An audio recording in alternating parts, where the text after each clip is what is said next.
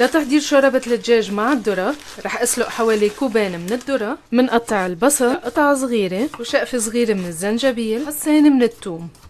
بالطنجرة اللي عنا زيت زيتون ومنقلي البصل، نضيف فوقن الثوم والزنجبيل ومنقليهم، ومنضيف فوقن صدورة الدجاج، وبس ياخدوا هاللون منقلبهم، رشة ملح، فلفل اسود، منضيف فوقن 4 كبايات من مرقة الدجاج، خليهم يغلوا على نار خفيفة ليستوي الدجاج، وبس يستوي الدجاج رح حطهم بصينية على جنب، منضيف فوقن الذرة اللي سلقناها ومنطحنهم، مندوب ملعقة صغيرة من النشا مع المي ومنضيفهم فوقن، منحط الدجاج بالمكسر ومنعمل له شريدنج بهالطريقة ليصيروا عنا بهالشكل، ومنضيفهم فوق المرقة، ومنخفق بيضة منضيفة فوقن نحن وعم نحرقن، وهيدا القسم التانية من البيضة.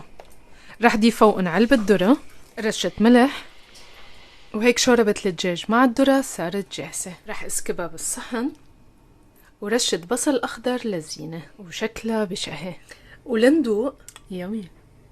مثل ما شفتوا طريقتها كتير سهلة وشوربة كتير طيبة، وأكيد الولاد كمان حيحبوها.